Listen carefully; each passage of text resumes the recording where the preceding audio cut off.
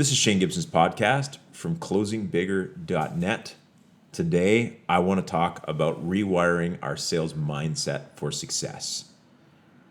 I've been spending a lot of time working with sales organizations a little deeper than maybe I have in previous years, in the last couple of years. So in the past, I would work with sales management and do training, but out of necessity and also, out of the real desire to drive things further, I've been on the front line with some of the sales leaders, working with their team members, even doing some one-on-one sort of forensic fact-finding in the form of sales coaching, and even doing some ride-alongs with sales team members, seeing what's happening with them. And one of the reasons why is I've been really trying to identify what is the differentiator between the top performers in these sales organizations and the ones that are average or who just aren't really hitting the numbers they need to be successful in their sales role or sales in general. And so I'm going, what's the difference between them? And we look at, it's not education. It's not lack of sales process. They have access to the same playbooks, and the same CRM, same mentors, same sales trainer, same coach. They've got a very similar target market, same product offerings, and yet to a large degree have a very different result or an inconsistent result. And as I dig further, it's not that they're not walking through the steps. They're doing the same steps in many cases, but they're doing it with the wrong mindset, or maybe what I would say a less than optimal mindset. So what I want to talk about is I've got, let's see here, 1, 2, 3, 4, 5, 6, 7, 8, 9, 10 different types of mindsets I've seen that hold people back. So I'm going to go through these 10 types of mindsets, mental mindsets that hold us back. And I'm going to talk a little bit about a more positive sales mindset you can replace each of these with that can help you move forward in your sales career and experience success. So this is about an internal reflection. It's about the one thing we can control, which is us, our emotions, and our activities that can impact our sales results. We can't control what the market does or what product development does. But all of these salespeople often have the same challenges, yet some get intensely good results and others get mediocre results or worse, abysmal results, not putting a number on the board. So from this perspective, I want to kind of walk through them. So the first mindset is the reactive mindset. And this one kind of is an overarching one for this podcast, is the reactive mindset. This is the person who second guesses themselves. They tend to react to a lack of success in the short term, and they drag down their energy and their outlook to the point where it's worse for their sales success, their attitude is, than the actual missing a deal that week or not having prospects show up or being ghosted by a bunch of people in a row. There's all these things that go wrong with our sales process. And the reactive person, the reactive mindset, will immediately not go, oh, this occurred externally. The prospect ghosted me, right? Oh, the contract didn't get signed. Oh, marketing gave me some really not so great leads this week. Versus looking at that, they start to think there's something wrong with me. They start to react and internalize it. And then what they do is they take a really good sales process they've been following that's helped them for many years or months succeed, and they start to question it. Well, maybe I don't need to do a discovery call before I do a demo. Maybe I don't need to get committed on the next step. You know what? Possibly I'm going to stop using these email templates that have been working for me and I've been customizing, and I'm going to try some new ones. And so what this person starts to do is they start to totally sideline a proven sales process because they have temporary doubts. So how we need to get around this is move from being reactive to pragmatic and really big picture. And understanding from this perspective that we have ebbs and flows in our sales process and our sales success, and that maybe statistically out of 100 leads that we're supposed to book 60 appointments and convert 50% of those to, let's say, a proper product discovery call.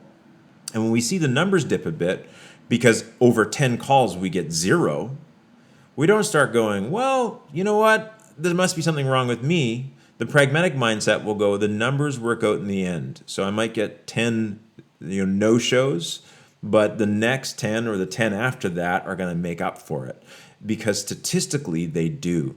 So having a really pragmatic mindset versus reactive is key, and also to resist the impulse to tear apart your sales process every time you have a dip. Because you're tearing apart your sales process when you're not feeling great about your sales results almost always will get you worse results, which will drive your emotions lower and will keep you in a very highly reactive state. So the key thing that I would look at is if you're using a proven sales process, don't be dogmatic about it, but be pragmatic and stick to the process in spite of your temporary lack of results. And that's going to help fortify you emotionally because you'll get back on track sooner. The next mindset is the passive mindset. And how this manifests is through passive communications. And this is someone who maybe feels subservient or below their prospect, or that they're bothering someone, or they don't like to be salesy, or whatever it might be, but in their mind, they haven't truly thought about the value they're bringing to the table, and so they're passive in their communications. So they'll say things like, maybe they've done a presentation with somebody, they're following up, and they'll say something like, reaching out to see if you're still interested in our solution, right? That's what I would call a passive piece of language versus, hey, reaching out to touch base, love to set a time, say Monday at this time or Tuesday at this time to connect with you and carry on our discussion. The second one is more of a proactive or a positively assumptive language. The first one's a negative one. Are you still interested? This A, allows them an exit, but also says you're not that confident that it's even worth their while. So those little hints in our language really talk about our lack of confidence in our ability to deliver. So from this perspective, we need to shift from that passive language. Another type of passive language is wondering if you'd still like to connect, for instance. Or the other one is I'm sending an email saying, hi, I hope I'm not interrupting your day. Or, hi, I know you're busy and I'm hoping that you can eke out 15 minutes for little old me. And I know they don't say little old me, but that's basically what it sounds like. Versus, hey, we talked about the solution and about what we can do for you here, here, and here. I'd love to set a time, this date or this date to get together. It'll take about an hour. And so from this perspective, that type of language, that positioning is really different than I'm wondering if you're still interested, right? Or if you'd be open to having a quick meeting with me. And so from this perspective, the real driver is having a proactive, leadership-oriented mentality, right? And that comes back to knowing the true value you're bringing to the table. Because if you don't, what's going to happen is going to manifest with passive, non-leadership oriented language, which a prospect can smell a mile away, and they'll avoid us. The other one is the opposite. It's the over-optimistic mindset. This one is where maybe we know that of 100 people that we meet with, that we're truly have a first meeting with that we think are qualified, only, let's say, 25%, a quarter of them will eventually end up being a client. So what that means is that in order to hit our sales goals, our sales funnel has to be 4 times the size of our quota. So from this perspective, the overly optimistic person will ask them, hey, how are things going with your sales pipeline? Are you going to hit quota this year? And say, yeah, and maybe it's already 12 months out, but their pipeline is loaded up because their sales cycle is 12 months long, let's say on average. They say, yeah, no problem. I've got 1.2 million in the pipeline and they're all closing for sure. So this person being highly optimistic, overly optimistic, is setting themselves up for failure. A more grounded outlook would realize that if we're only converting about 25% average historically, even though everybody looks good, smells good, and says the right things, I need a pipeline 4 times the size I have right now to hit my number by the end of the year. So to hit that $1 million mark in my quota, I would need 4 million in my pipeline to get there for sure. And so part of this is having, versus being overly optimistic, is just having a grounded mindset. Doesn't mean getting negative about our numbers, but pragmatically moving forward and making sure that we're actually doing the activities that are going to get us enough dollars in the pipeline so we overall convert properly. And that over-optimism comes out in different ways. It can also manifest where you have a great conversation, and instead of saying something simple like, fantastic, I'm going to fire you through a proposal, when would you like to set a time to review this? I've got some time available on this day or this day. Will that be enough time to review the proposal before we get back together? Now, why I say that is an overly optimistic salesperson will just say, hey, great, fantastic, I'll send your proposal, and they won't set the next step. Why? Because that prospect's always going to get back to them. They're always going to be excited. They're never going to get busy or deprioritize us because we're overly optimistic about it. And so it is, I'm positive about people, but I also know how busy people get and how priorities can be taken over. And so I'm not overly optimistic about their willingness to actually connect with me in a week from now. So while having them in front of me and while we're excited, I'm going to set that next step. So this is a really important piece is don't be overly optimistic about your process. Keep it tight. And don't be overly optimistic about your pipeline. Stay grounded in the true metrics of your business. The other one is the bargaining mindset. The bargainer is one that might have a $100,000 a month quota. They're on the 15th of the month. They've only got $25,000 committed that they feel is going to close. So they start to bargain. Instead of strategize, they bargain. They bargain with themselves. They justify why the numbers aren't there and why it won't work and why this month is slow, and that's okay. And they take their foot off the gas, and then they go bargain with their sales manager. They talk about the pipeline and what's happening, and things will happen next month. Don't worry about it. And I've got to change this and this. I need more help from marketing. Versus truly not bargaining and saying, great, I'm a quarter of the way to my goal, halfway through the month.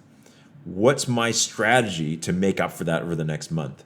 Not bargaining with the price of success. Actually looking at the activity required and what I need to do to catch up and the help I'm going to need. But don't bargain with ourselves and don't bargain with our boss to bring our quota down for that month. The committed mindset, which is kind of the opposite of this, is one that really moves forward, as I said before in other podcasts, to 11:59:59 on the 30th of the month is when we finally bargain because we're done. We say, okay, I'm finished. I put my head on the pillow at night. On that 30th of the month, I did my best job I could, and I'll reset for next month and the lessons I've learned. But you know that you didn't bargain or slow down or try to renegotiate the price of success. You kept driving with the key activities needed to get there, regardless of what the numbers are that day. Then there's a defensive mindset. So I remember coaching someone a few years back, and it kind of jumps out as I started to coach them and just ask them about their process and trying to help them figure out what's falling down in their sales process and how we can help them refine it. And all of a sudden, as I asked them, so tell me about what you do at this point. And then they said, well, I do this. And I said, well, curious, what kind of outcome are you looking for with this particular step? And then they got really, I feel like I'm being interrogated is this some type of performance management thing you're doing? And should I be polishing my resume? And these are the things they started to say. And I said, no, not at all. I'm really trying to help you get better results and figure out what we can do to help support you move forward. But they were suspicious. And they also felt very vulnerable that there might be any issues with their process, right? It was all about what wasn't happening around them. So that defensive mindset is going to put us in a position where we're not going to learn new things. We're also going to create a barrier between us and other people, whether it's our coworkers, our coach, our manager, or our clients. So instead of being defensive, move to curious. Have that curious mindset about the question, about where they're going with it. Be curious or open to the fact that there might be another way of looking at things and there's something to learn. And so from this curiosity perspective versus being defensive from a sales process perspective about what we're doing, be curious about how we can improve it in other people's perspectives. And the same thing goes when we're interacting with clients is versus being defensive about our solution or how it's performing or what we've prescribed is be curious about the fact that there might be another way of looking at things, a bigger, better way, a different approach that could help the client even more.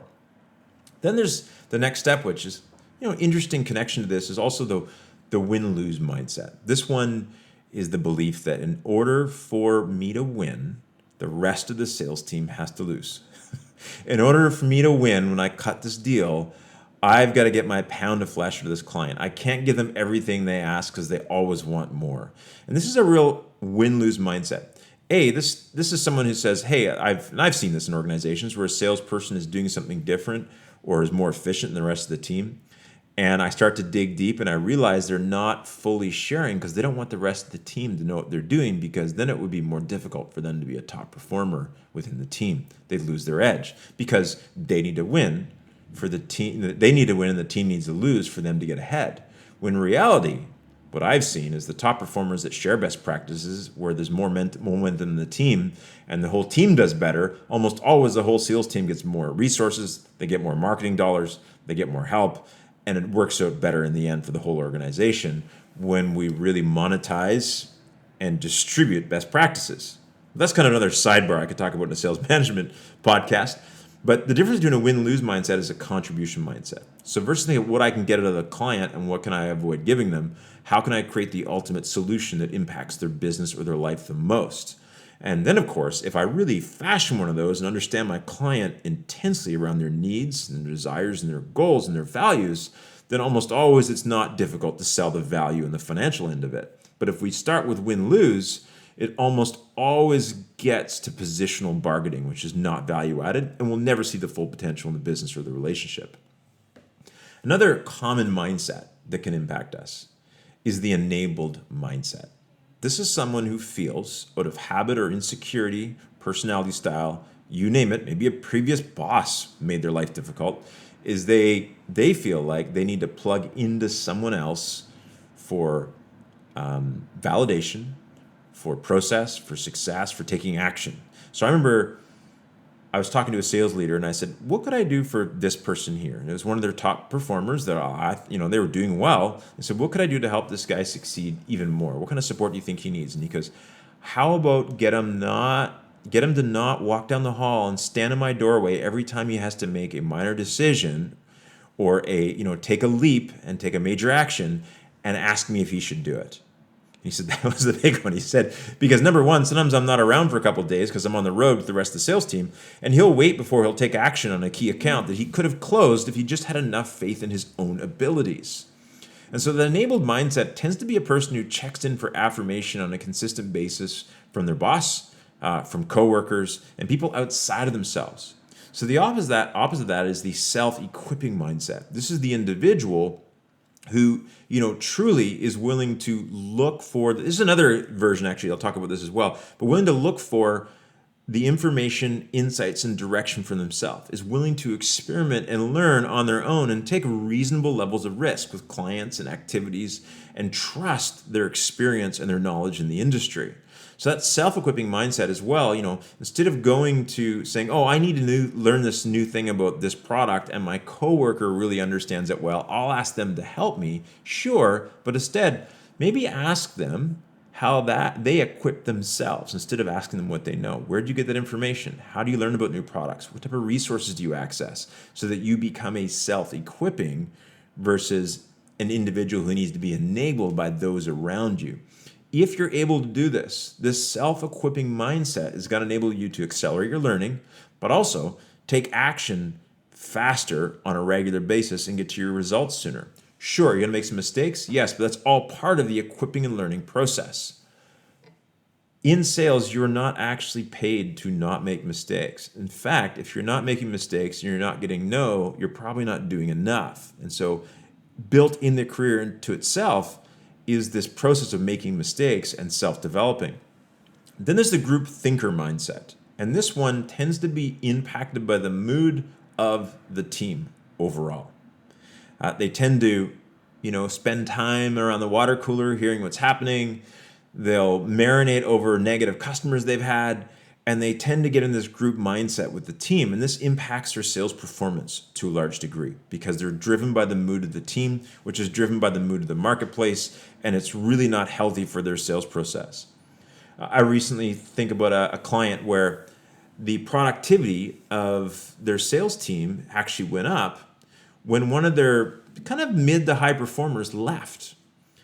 And this was interesting because I kind of knew this was going on, but I couldn't really put a finger on it. I had one particular person who previously performed well, but when moved to this particular branch, their performance started to drop. And what I discovered is there was another individual who's performing pretty well, and I noticed this on the coaching sessions. They tend to complain a lot. They brought a lot of challenges to the table, a lot of insecurities, but they actually produced relatively well, but there was just this constant negative dialogue. So what this person was doing is they were getting together at lunch with this other salesperson, and the one that had that constant negative dialogue would complain and dump and talk about what's wrong, and then they would go back and close their door and go make sales. But the other person who was, a high empath and maybe a little bit more emotionally influenced, they would go back and feel rotten for the day and not produce. And when their coworker left and they no longer had to sit with them at lunch or talk to them, their sales naturally went up. Their attitude was better. What was interesting is that they actually brought it up to me. They said, I think the big difference is I don't have this negative feedback on a consistent basis. Love the person, but they had negative things to say on a regular basis.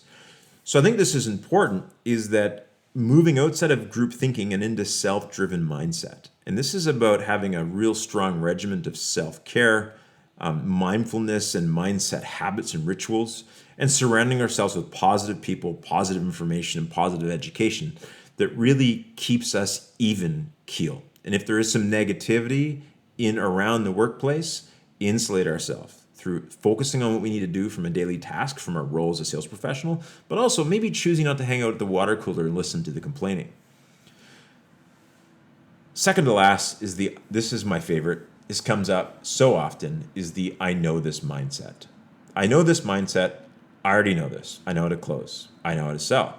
I don't need to learn more. I know about the products. I know about the organization. I know what to do. I know what's best. I rarely actually hear this from a top performer. This is interesting, is that I'll have companies hire me to come in and train their sales teams. And they'll always warn me about Bob and Rebecca.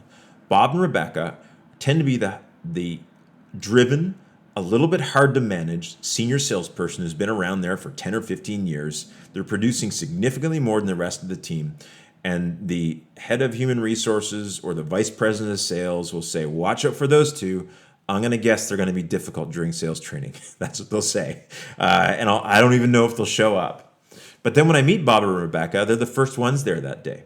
They're often in the front row of the sales training. And I'll ask, and I'll build some rapport with them, knowing they're senior salespeople, and show them some respect and connect with them because they've done great things in the organization. And almost always when I ask this question, I get a very similar answer. And it goes something like this. I'll say, you've been doing this for a while and you've had a lot of success. You could probably be up here yourself telling the team how to do it. And I said, I'm curious, what you're looking to get out of today. And they'll say, well, I've been to a lot of sales training over the years. And I've read a lot of books on selling, and I've worked with a lot of good sales leaders. And really, if I can just get one more thing today that makes me a little bit better, I'll be happy. That's what I'm looking for. It's just a bit of a refresher and one thing to make me better. And that's almost always the attitude of the high performer. But mid-pack, those are usually the ones that's challenging me, or the ones that are struggling in an organization are the ones that already know this. They'll sit through the training, they'll be on their phone, they won't be quite focused, and they'll be like, yep, got it. I heard this before. I heard this before. And what's interesting is, this Chinese proverb that I heard many years ago, which I really like, and I have to remind myself of this on a regular basis, that it says, to know and not to do is not to know. So it's not just about knowing it, but about putting it into play. And I think it's also about being open to knowing, to learning the details and the small distinctions in process and excellence that help us get better on a daily basis, like Bob and Rebecca. And so from this perspective, we want to move from this I know this mindset to the learner's mindset. Is what if there's something new here? What if I could get one more thing out of this? What if, there's a slight shift in the way I do things to get a little bit better? And there's always more to know. And I think that's the really key piece around developing performance excellence. And lastly, of course, is the obstacle finder versus the outcome-focused sales professional. So the obstacle finder, when they sit down with their manager or they have a coaching session or a team meeting or you name it, is they'll tell you what's wrong. They'll tell you why things aren't working and what the challenges are, and they've got a long list of everything that needs to be improved, and they focus on that. This is what's holding me back. The outcome-focused person, they might have a similar list, but when they come to the meeting, they have a list of solutions that possibly could work. Maybe they won't be accepted, but they come to the table willing to work and focus on creating outcomes versus just discovering problems. And that outlook also really helps them when they're selling, because that's something you need to do to help your clients, is help them move beyond the problems they're focused with and start fashioning a future state or outcome that's going to make them productive, which also happens to be aligned with the solution you're selling. So if you're only an obstacle finder, it's really hard to sell if you've got that mindset where you actually need to be an outcome-focused mindset, a future-focused solution creator that helps your clients. So this kind of wraps up the mindset list I went through. But here's what I'm going to kind of walk through these key attributes we want as a sales professional. We need to have a pragmatic mindset, a proactive mindset. We need to be grounded, committed, curious, contribution focused, self-equipping, self-driven, a lifelong learner, and outcome and solution focused if we want to win in the world of selling. This is Shane Gibson's podcast from closingbigger.net.